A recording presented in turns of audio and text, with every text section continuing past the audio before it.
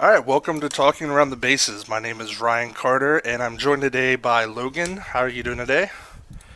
Hey, how you doing today, man? I'm doing well. So, it's been a very interesting off season for sure, to say the least. But last season was kind of weird as well. I know I talked to you early on, and I told you probably one of my surprises would be the Braves, who I thought would be a little bit better than they were, who ended up kind of stinking it up and not doing well at all. What did you think about last season? Did you have anyone that was, I don't know, kind of like surprised you or disappointed you? I think definitely the Braves surprised me in a disappointing way. I think also the Diamondbacks and the Rockies coming out of the NL West to make the wild card game also surprised me, especially when you consider the Giants were probably going to be battling it out with the Dodgers all year. And the Giants actually finished with, I think, the second worst record in baseball last year. Yeah, they actually did. That's one of the things I was really shocked about. I had the Diamondbacks down as well as someone who shocked me because I didn't think they were going to be as good as they were, especially with Zach Greinke having a really terrible year the year before. So I didn't think they really upgraded much than what they had previously. I mean, obviously JD Martinez, being picked up halfway through helped out a lot too. But yeah, that's Yeah, one of that the was a teams that that was a massive pickup. yeah, that's one of the teams that really kind of surprised me. But I agree with the Giants. I think they did have probably the second worst.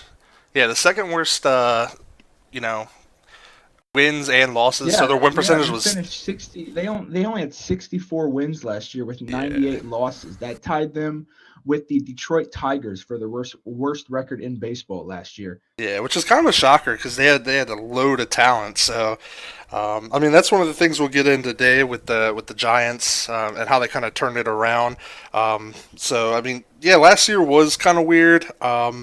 I don't know, kind of. I didn't think the Yankees were going to be as good as they were. I actually, made a bet with someone that they weren't going to make it to the World Series, and they got awfully close to doing so. Yeah, So that's one thing I was really shocked about. But yeah, that last yeah, I year, think Aaron Judge helped them out a lot with I think hitting the most home runs ever for a rookie with yes, 52. So that yes.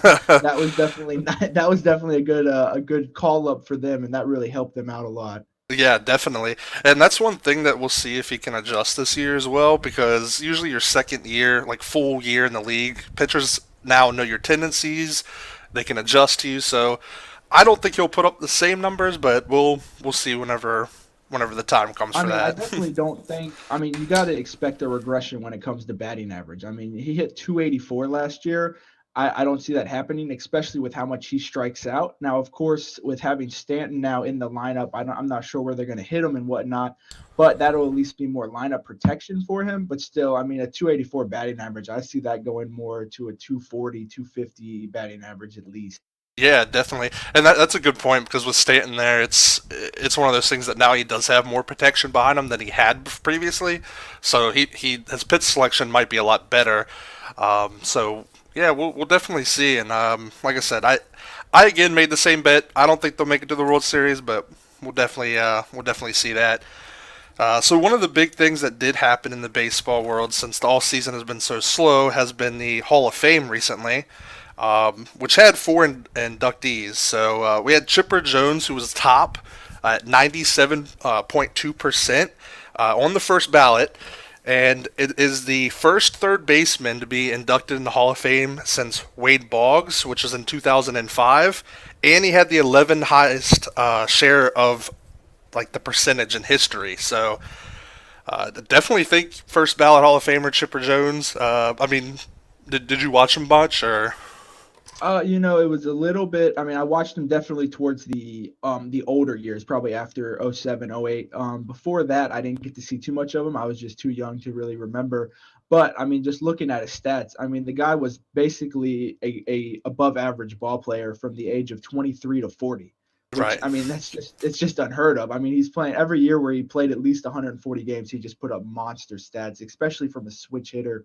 I mean, 23 home runs is his first season with 8 stolen bases and a 353 OBP at a 23-year-old. I mean, that's just incredible.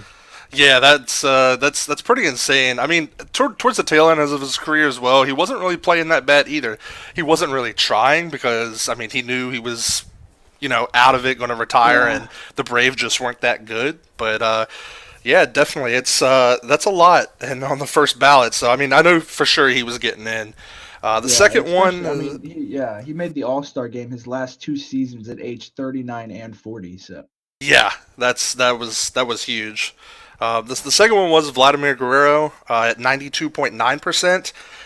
This was his second year on the ballot, and he's actually was up 21.2% increase from last year, which is a huge jump. So that's like the third I think they were saying from the jump that he had in percentage wise compared to last year to this year.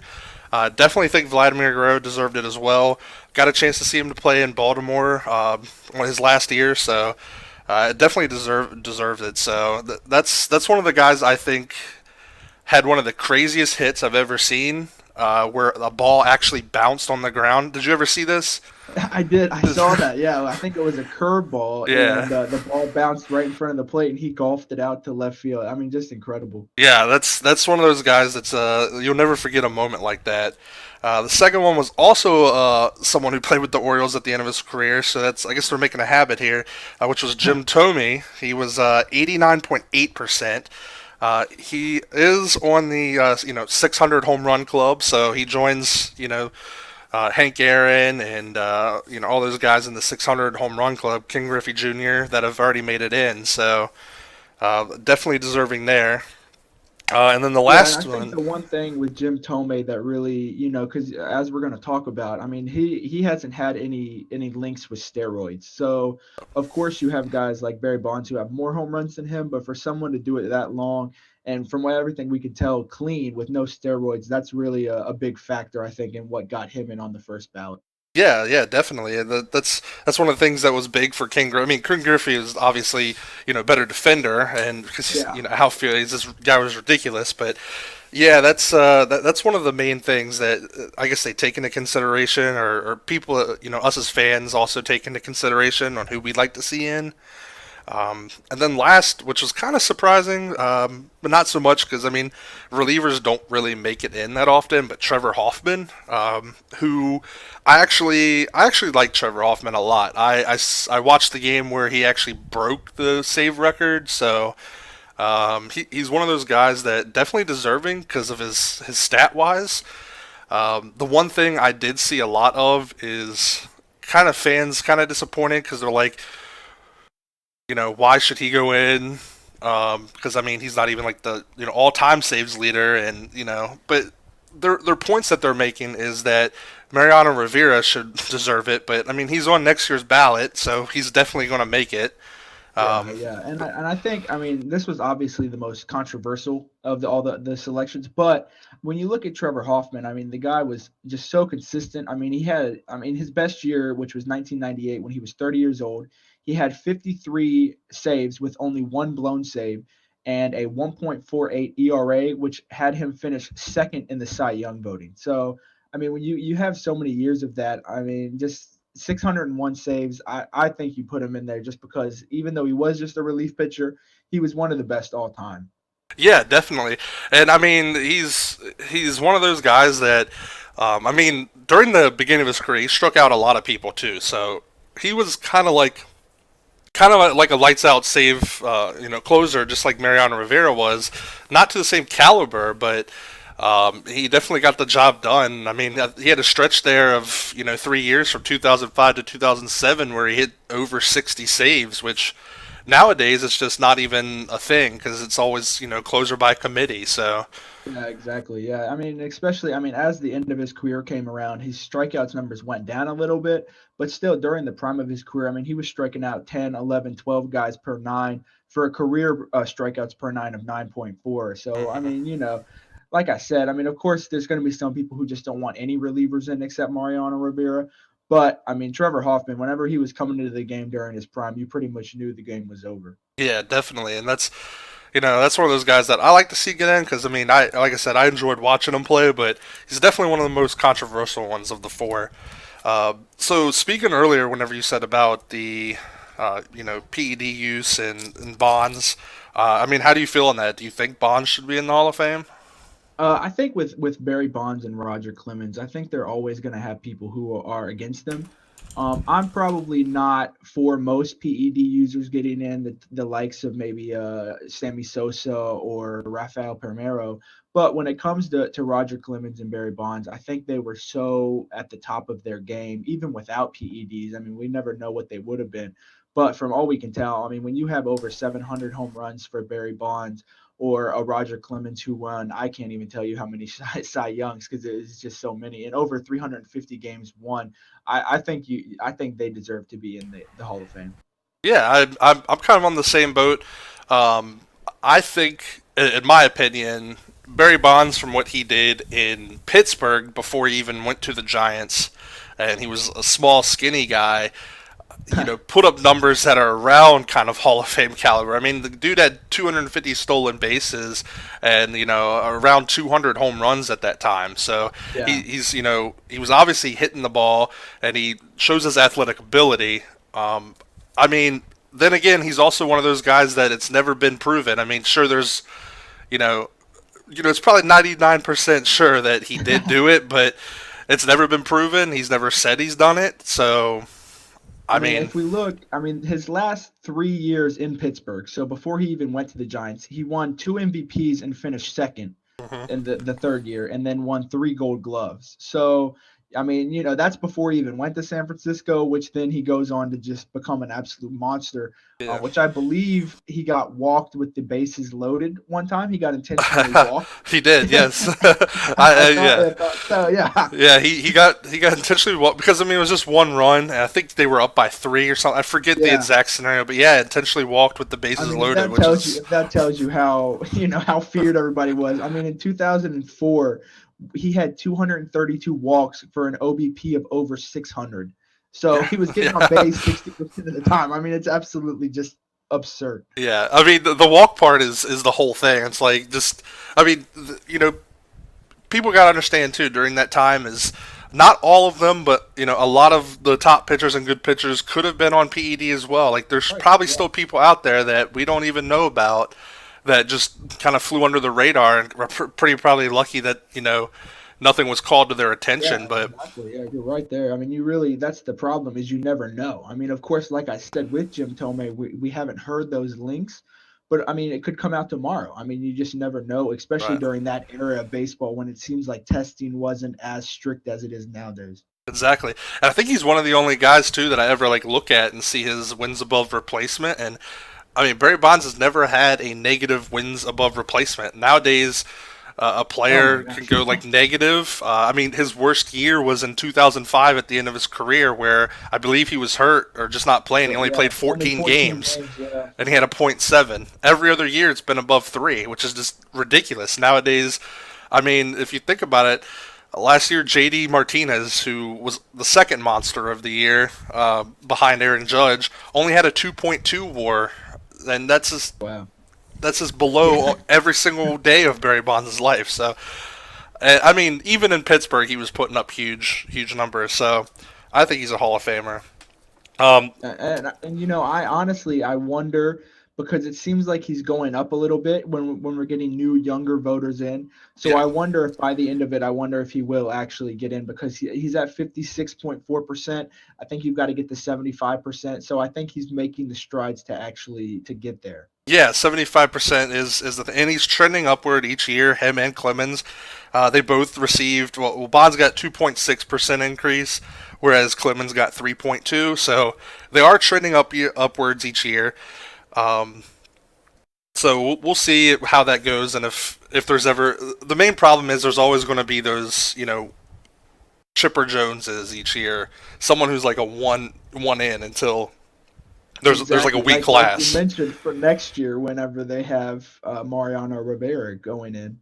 Yeah, which is that's going to take a lot of the votes as well. So I Now, I mean, think one thing that will be interesting to see is what happens whenever David Ortiz is eligible. Yeah, that'll be interesting as well. I think for sure that the way that the voters are, that they're gonna he'll be a first ballot Hall of Famer.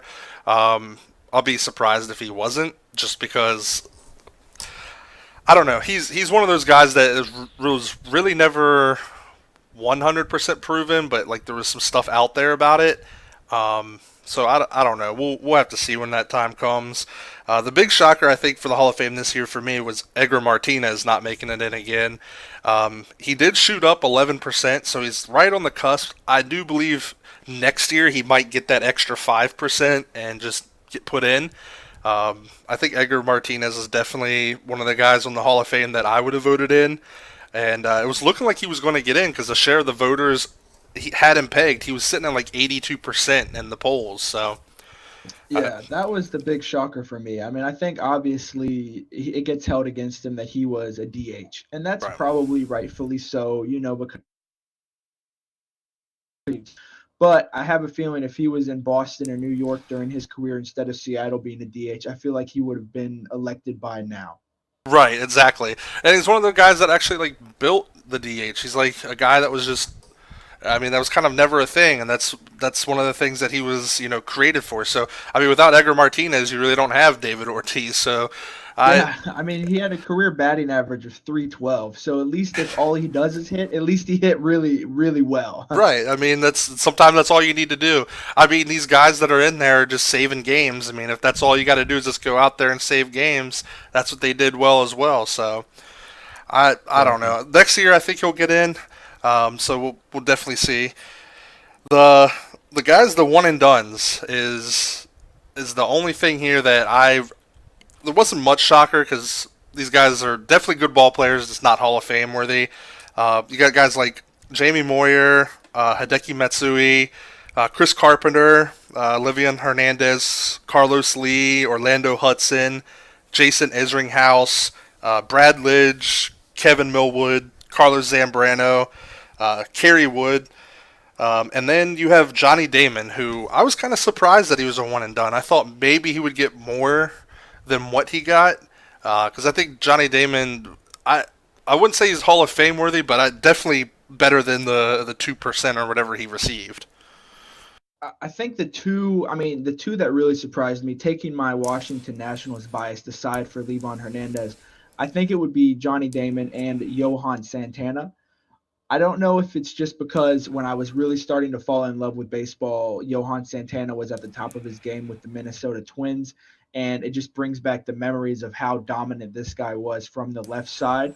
Now, I know obviously injuries derailed his career, and that probably had a big effect on him. But if you look from 2004 to 2008, pretty much, he finished in the top five in Cy Young every single one of those years.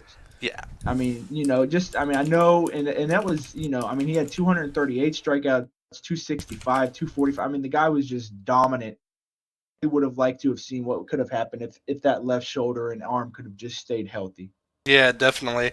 It's definitely a shame. And the funny note about Johan Santana is the fact that this is the second time on the Hall of Fame ballot that this has kind of happened because he got like some sort of early in or like an early like program like in 2008 to where he didn't receive it, so he was off the ballot again, and then he tried to make a comeback.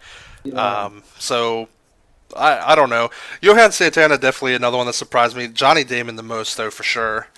Um, Yeah, so Johnny Damon had such a long when he was with the Yankees. And I mean, of course, I wasn't rooting for him then, but I mean, he still was putting up good numbers. Now, of course, he was never a massive power guy, but he kind of gave you something around the board. He was good at playing, pretty good defense, never had a great arm, but would always hit for a pretty high average, would steal you probably 15 to 20 stolen bases a year, sometimes more than that whenever in his younger days. And he would hit, his 10 to 12 home runs a year. So it was kind of he gave you something all around the board while playing a relatively good outfield defense. yeah, definitely. Now I don't think he would. It would be hard for him to make it in, but I Yeah. definitely think he should have deserved not just like a one and done Yeah, for yeah, some of the stuff exactly. he's I mean, done. that's the same thing with Santana. I don't think they deserve to go into the Hall of Fame, but it was surprising that they only received 8 and 10 votes apiece to even stay on the ballot. So Yeah, that's really unfortunate. But speaking of moving forward and next year, we have what we want to go over today is just kind of like a preview each week of different divisions. So we're going to start today with probably the hottest division so far this all season, which would be the NL West. And the first team that I wanted to look at is the Arizona Diamondbacks, who we were talking about earlier, as both you and me. A team that kind of shocked us last year, a team that was, I don't think was projected to win 90 wins, and they ended up doing so and getting a wild card spot. And that is a really tough division to play in since the Dodgers seem to just destroy every year. So um, Diamondbacks Yeah, 93-69. They were still 11 back with that awesome record. Like I would have been happy with my team getting a 93-69 record, and they're 11 games back. So um, their most notables this last year was, like I said, picking up JD Martinez. And he is one of the most notables this season since he's no longer with them. He's out there as a free agent. He is still on the market. So the Diamondbacks, how do you think they're going to do next season? I think it's gonna be tough because in that division, as we're gonna talk about, you have the Dodgers who are always gonna be at the top as long as they have Kershaw, Corey Seager, whatnot. You're gonna have the Giants who've made a couple big additions this year, and they're gonna be coming on strong. And you still have the Rockies. I think the Diamondbacks really need to go out and, like you said, JD Martinez is still on the market. I think they need to pick him up because you're looking at left field on their projected depth chart according to Roster Resource got arrested for reckless driving. I think he was going 105 and a 45. Who was If that? you You if you kind of can cut put out. Who was? Yosmani Tomas, Oh, okay. I believe, yeah, he just got arrested for going 105 miles an hour, Hmm. which is reckless driving, obviously. So I think you're not sure what's going to happen with him, and if you can put JD Martinez into that lineup, that's really going to add, a lot of protection for Goldschmidt, Jake Lamb, and just crushed it in that ballpark last season, put up monster numbers. And as long as JD Martinez can stay healthy, I think that'd be a big pickup for them. Yeah, and I think the main problem that they're having here is I just don't know if they have the money to pick up JD Martinez and what he's commanding. Because since he had such a huge year last year, like I said, he was kind of the second monster last year. He was just crushing the ball. Now he didn't do that much in stat wise. If you just looking at Arizona Diamondbacks, you kind of have to go split between Arizona Diamondbacks and the Tigers last year. So I mean, total last year he had 45 home runs, 104 RBIs. Um, he had a 10% And walk that was, rate, so he yeah, was just and that was only in 119 games. yeah, only So just, 119. I mean, I think one thing that they were talking about earlier, the Diamondbacks were talking about early on in the offseason was actually shopping Zach Greinke so that way they could afford the money to re-sign JD Martinez. So you have a good point. They might not have the money. I do like their starting rotation because Robbie Ray had a massive season last year. Zach Godley came on strong later on in the year, and I'm still in on Taijuan Walker from the Seattle Mariners. I still think he could have a good career. The big issue is I'm not sold on their bullpen. The back end, Archie Bradley had an amazing season last year as kind of the bridge guy. Now, I'm not sure how he'll do as a closer. I did like the pickup from Brad Boxberger from the Tampa Bay Rays. But other than that, I mean, you kind of have a put together bullpen, which I'm not sure how it'll fare, especially in that division. Yeah, definitely. That's one of the things that I was keyed in on as well. I feel like their bullpen. I mean, they're losing Fernando Rodney, who had 39 saves for them. His ERA was a little high for a closer at 4.23 last year, but still he had a 1.4 WAR. That's going to be a huge loss, and yeah, we just don't know if Archie Bradley can do that for 39 saves. I mean, he had Yeah, one last exactly. year, so Yeah, um, yeah, and the problem is if you do move him to closer, then you lose out on all the valuable things that he brought to the table last year, which was maybe if the bases are loaded in the seventh inning, you bring in Archie Bradley, who was probably their best reliever last year, but now you lose that, and now you're having to put in somebody like a Randall Delgado or Andrew Chafin in there instead of Archie Bradley. right. And the thing is that when you move Archie Bradley up, can Brad Boxberger put up the same kind of numbers that Archie Bradley was doing in kind of like the setup role? So it'd be kind of close because Boxberger did have a pretty decent year last year for the Rays. So we'll see how it works out. Now, T.J. McFarland, who I know from the Orioles, he was a Rule 5 guy that we ended up getting, who came over and played a full year with Arizona last year. They did actually re-sign him there, so their bullpen pretty much stays intact, other than the Fernando Rodney leaving and going over to the Twins. So we'll definitely have to see how the relief pitchers hold up. The starting pitchers, like you were saying, definitely was one thing I was shocked about because, like I said, Zach Greinke did not have a good year last year. He had a decent year, but not the Zach Greinke level. Yeah. He did still have 13 wins, 7 losses. Was still a plus WAR player, but he jumped from 2.2 WAR up to his old self of 5.1, and just was close to 20 wins, and just was pretty dominant last year. He's 17-7, 3.2 ERA, and he was just lights out. So that rotation is, if it can repeat, and all they're really losing is just 60 games of JD Martinez, I definitely think they're back in the playoffs again next year. Probably not winning the division, but we'll definitely see.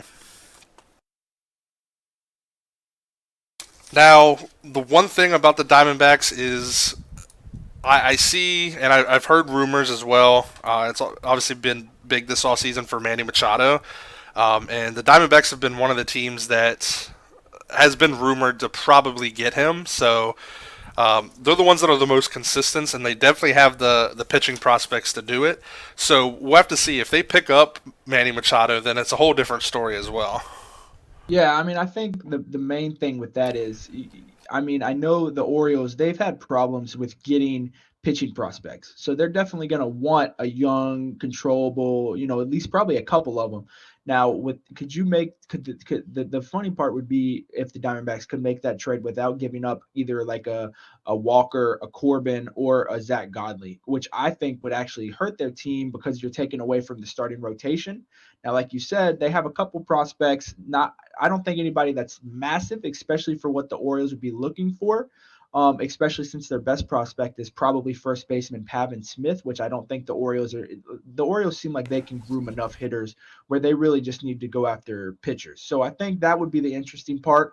I don't see Machado going here because I still, even though Jake Lamb had a horrible season last year in the second half, I think he's still sold at third base. And I actually really like their young 24-year-old shortstop that they acquired in the Gene Segura trade with the Mariners a few years back, Ketel Marte. Yeah. He's slotted on roster resource to be their starting shortstop. I would be really interested to see how that goes, especially for a young switch hitter. Yeah, definitely, and they have a great lineup. I mean, like you said, Jake Lamb there, even though his second half was not that great, he was still their second best player last year. Obviously, Paul Goldschmidt had a great year. Brandon Drury's out there. AJ Pollock in the center field. David Peralta.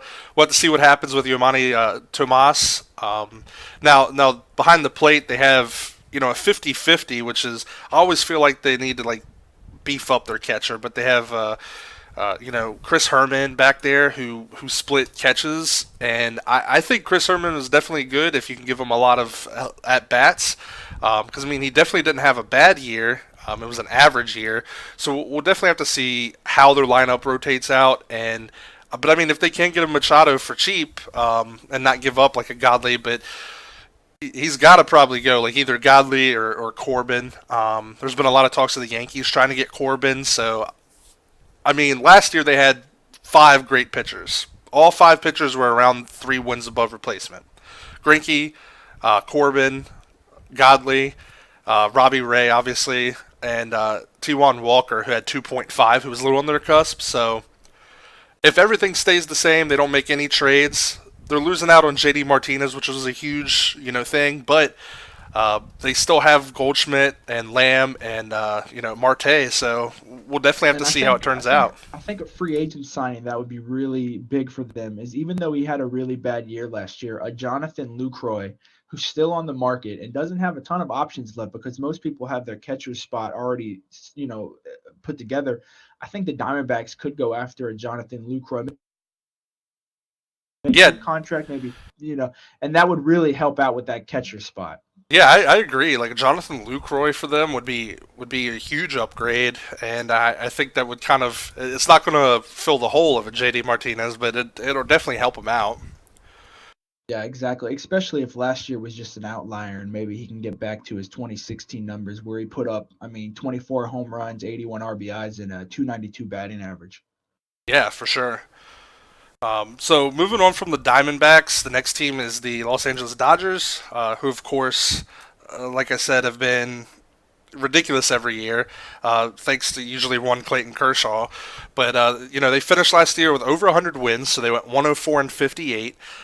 They won that division. I definitely think they're going to repeat again because for some reason they just always. They always remind me of the Yankees of the National League. They always seem to just acquire that top end talent every year. Now that being said, they are losing Yu Darvish since he's out there and is a free agent, unless they re-sign him, of course.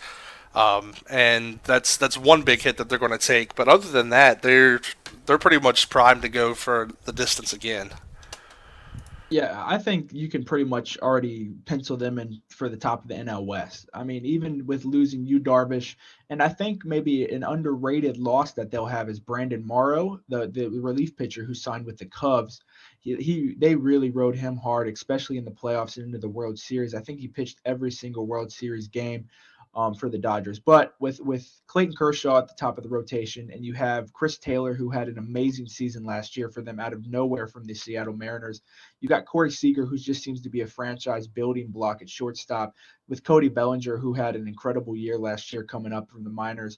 I think their rotation is at least 8, 9, 10 deep that they can just switch out, which they like to do to keep maybe Rich Hill, Alex Wood, Kenta Maeda healthy. Of course, you have the horse, probably the best closer in the game right now, Kenley Jansen, who can come into the game and just lock everything down. Yeah, it's he's insane. I remember watching the playoffs. It was actually 2 years ago, whenever the Cubs won it, and he was just lights out in the playoffs. And I didn't think there was any way the Cubs were winning that, against them. But he's so good. Their bullpen has been a little, I don't know. Besides him, I don't think that great because there's nothing there that really stands out. But they do have a solid bullpen for sure. Their infield is a lot of guys that are young slash a little on the older side, but can put up numbers, but not big numbers like other infields out there. So like with the Diamondbacks, if you go around and we said Goldschmidt, Martell, Jake Lamb.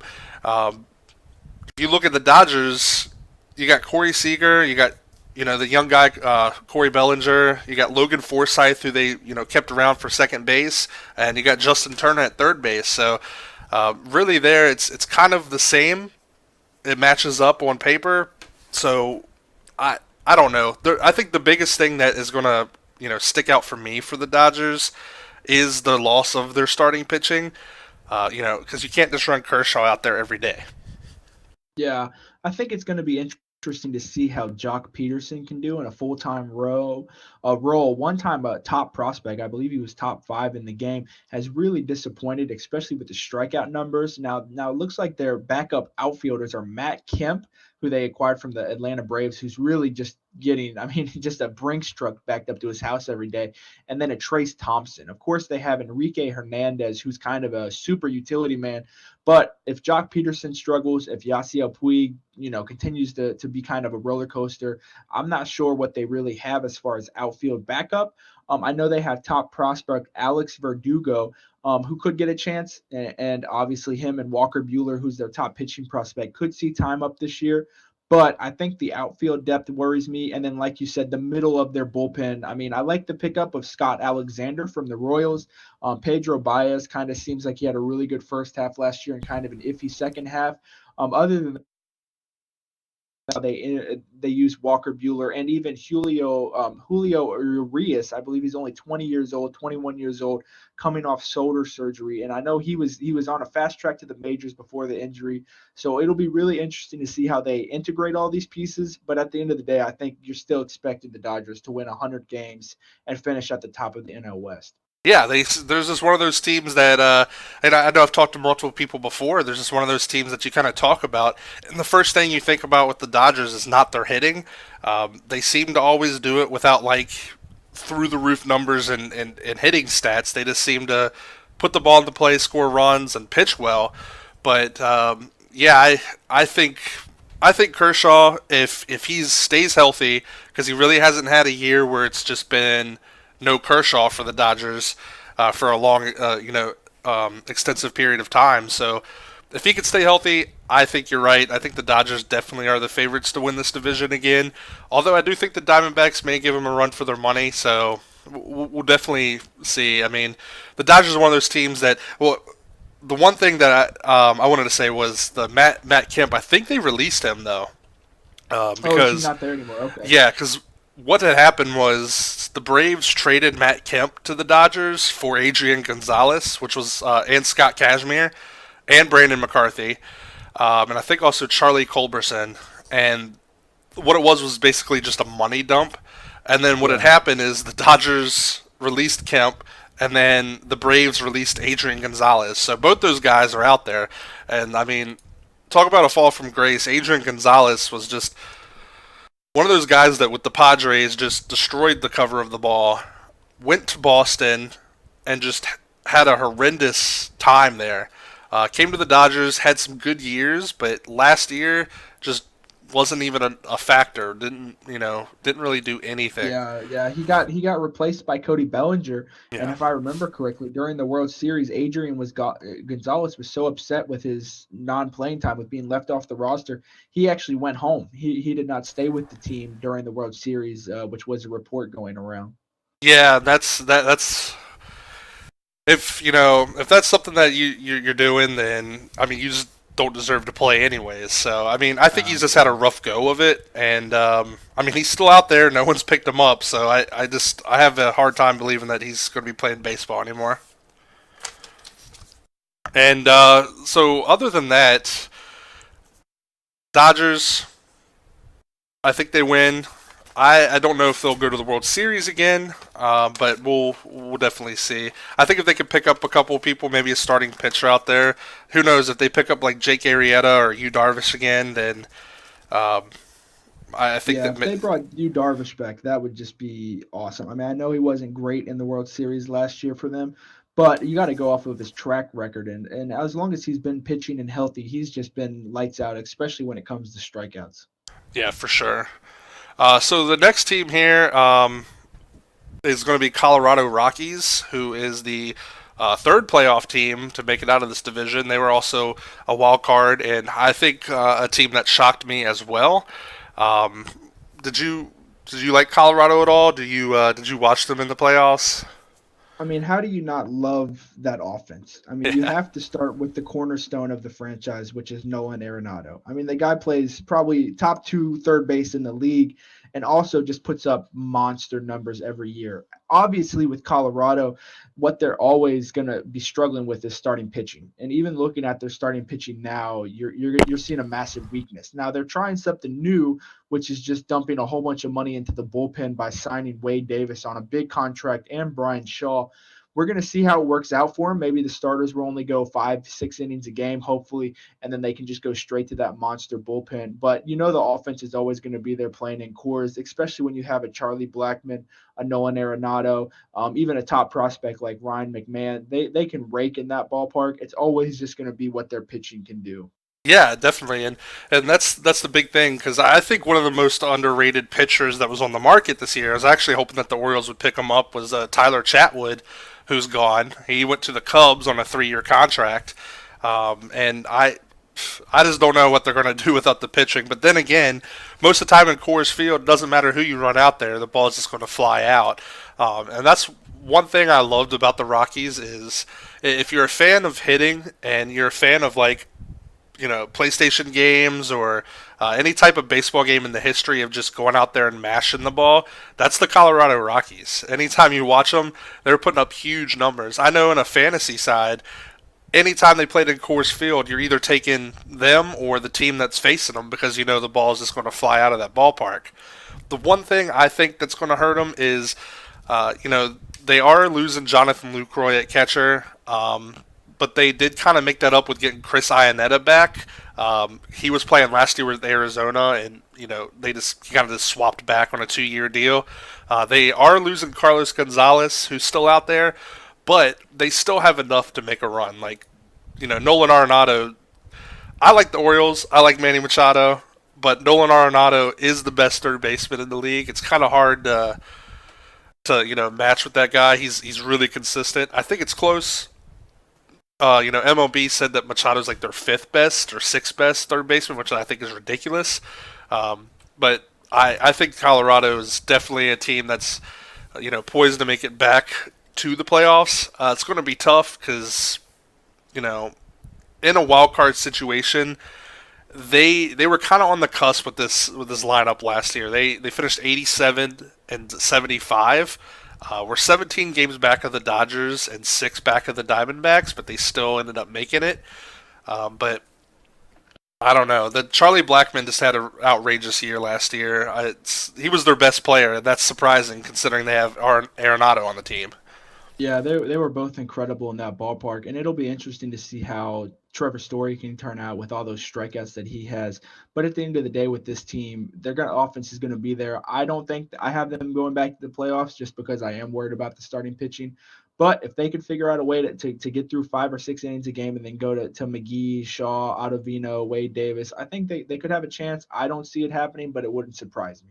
Yeah, definitely. That is a really weird pickup for Wade Davis as well. I mean, they lose arguably one of their best pitchers last year in Chatwood for starting pitching, and really when you look at their starting pitching, you just got guys like John Gray, Freeland, Bettis. I mean, these guys don't jump off the page at you, so their starting pitching is definitely a weak spot.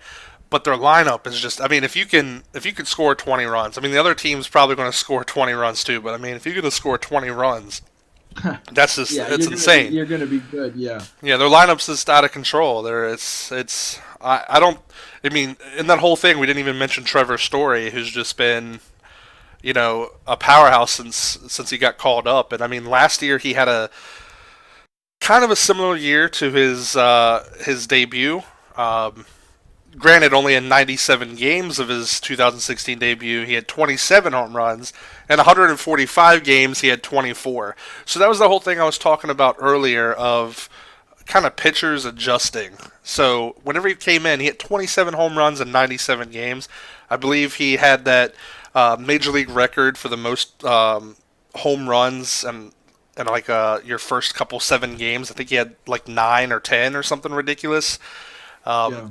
And now, in having a full season, he only hit 24 home runs in 140 games. 145 games, I should say. I mean, the strikeouts are definitely a concern with him. But as long as, like I said, in that ballpark, you're going to get offense. So you just have to hope the starting pitching can be there. Yeah, that's one thing that you really got to hope for. And I mean, I think their offense can carry them, but their starting pitching will probably bring them down. So that, like I said, it's hard to say this, but it's still early in the off season because there's a Oh ton yeah, of players out there that anything could change. They could try to pick up a big name pitcher, but I think one of the main reasons why there's a lot of people out there on the market still is there's just teams can't spend. They just can't yeah, spend what they used to, and the whole luxury tax is as soon as you hit it, teams are just worried about it. So yeah, exactly. They don't want to pay all that extra money. So right. So the next team on the list is finished better than San Francisco last year, but they're a young team. I don't know much of their guys, but it's the San Diego Padres. San Diego is one of those teams that has always been, besides Trevor Hoffman, I think that's their biggest thing that's going to happen this year is Trevor Hoffman making it in the Hall of Fame. Other than that, I don't know much about San Diego. I haven't really watched them that much. I know last year that they did pick up Freddie Galvis from the Phillies, so he's slated to be their shortstop. I think he's a good young player, and I know they got that Will Myers kid at first base who I really like as well. So um, yeah, I mean, I think the key with this team is obviously going to be in a few years. have 7 out of the top 100 prospects just released by MLB.com. So they obviously have to be looking for the future. They have a couple good pieces. Manuel Margot is only 23, like you said, Will Myers. But their starting rotation is probably one of the worst in the league with Detroit. They have a good young closer in Brad Hand. But other than that, it's going to be they're looking for a future. Yeah, and that's one of those things is I look at their starting pitching and I just I have no clue who these guys are. I mean Clayton Richard, I know Clayton Richard because he's kind of bounced around in everybody's team. He's White Sox drafted Yeah. him, went to the Padres, then they released him. He goes to the Diamondbacks in the AAA system, then the Pirates AAA, then the Cubs AAA, and now he's back with the Padres again. So I Yeah, and I mean, think he's slated to be the opening day starter. So if that tells you anything about their rotation, I mean, they have a young, exciting piece, Denilson Lamet. He's only 25, and he throws a good sinker, throws the ball hard, but still, he's got a lot of stuff to work on before he can really become a top two. yeah, and that's just one of those rough things. Clayton Richard being their starting opening day pitcher. I mean, he's 34 years of age. He's been around since 2006 when he was drafted, and he's not played that many full seasons in the league. So it's going to be a tough year for San Diego unless they can really get a guy like Lance Lynn in there, and Alex Cobb, but. I just don't think that's their motto. They're not really there to buy people. I mean, they did get Chase Headley back from the Yankees, so but that's kind of burning old flames. Chase Headley is not what he used to be whenever he was first with the Padres. Putting up big numbers that got him out to the Yankees, and I just don't see them having a very good year. I feel like they're going to be around the same win percentage that they were, which is under 500. Um, but they could always shock because they do have a lot of good young talent. Um, their best players were Manuel Margot and Jose Perella, so we'll have to see how it goes out. So the Padres, as we were just talking about, do you think that there'll be a 500 team? I think the main thing that will have an effect on that is still whether or not they can sign Eric Hosmer. I think there's been a lot of rumors with them and the Royals this year on who's going where, on where he's going to go. If they could get Eric Hosmer and put him into that lineup and move Will Myers to maybe a left field, and then they can use Jose Perella at either like a utility, super utility spot, I think that will definitely help their chances.